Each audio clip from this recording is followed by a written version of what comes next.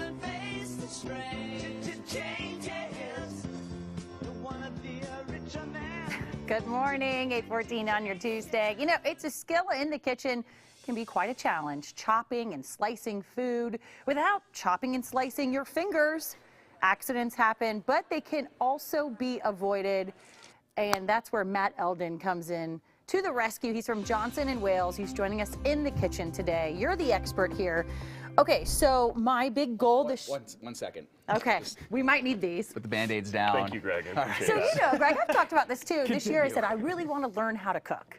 So the first challenge I came across, okay, when do you know when to chop and dice Yeah, chopping fruits is and kind of veggies? the first step. So one of the first things that I want to start with when I'm doing my chopping is to make sure that my cutting area is secure. So Okay.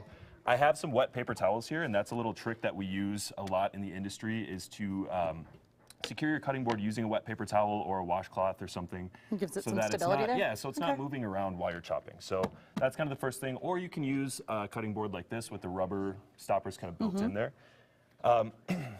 So a quick lesson about the knives. So I've got two different types of knives here. One fairly inexpensive, one a lot more expensive.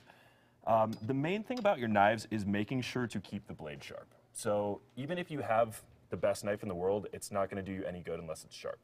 So, So dull knives tend to cause accidents. yeah, it's a little All bit right. more dangerous to have a dull knife because it's going to slip around. It's going to You don't have good grip on end it. up on your fingers. All right, let's get to work. So yeah, you've got the inexpensive knife here. This one's actually kind of cool because it has a sharpener built in to the Oh, blade right okay. here. So maybe you got to keep that in mind when you go shopping for knives. Yeah, exactly. It's something to look for. Built-in Or you sharpener. have Pretty this cool. other option here. This is the one that I use at home actually to sharpen my knife. You That can do looks all fancy. the adjustments. It's not super expensive, about 40 bucks, not too bad. So the first one that we're going to talk about is the dice. So the onion that we have here, basically what I do to peel that onion, Cut off I'm the going to cut edges that first. Yep.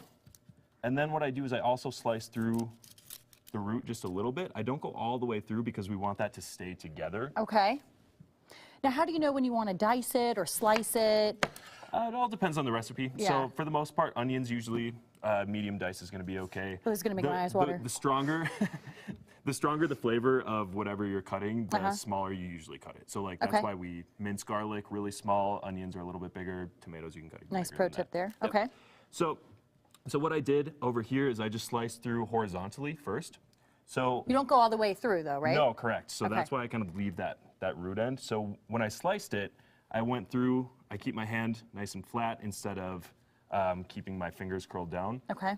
So a few horizontal cuts, a few vertical cuts. You'll notice that what I do is I keep my hand kind of curled so that the knife just rests right up against my knuckle instead of having my All right. fingertips out. Oh, you make then that you look go so through. easy. Yeah. And you do it a lot faster than me. That would probably take me 20 minutes to cut off an onion. That's All why we're right. here. That's why we're learning. So what I'm going to have you do is chop the top and bottom off of that tomato and do something kind of similar there, size-wise. All right. So yeah, do you notice the difference with the sharp knife? So that one's brand Yeah, it's new. easier. Do I take off this side, too? Yep. All right. And then you can just keep going Yeah, through that like on glides right Yeah, through it's the just- tomato. It's a beautiful thing. All right. All right, So- we got to quickly finish this up before we Okay. go to weather. But how do you finish the tomato? So you just do a couple more slices of This way. Okay. Yep. All right. So just make sure to keep your fingers kind of curled back so you don't get the tips. And should be one motion or gliding down, right? kind of gliding down. Okay. Yeah. It's All a right, good way there to we do go. it. There we go. All right, we got to go, Matt, but we'll put all of this information up on our website here.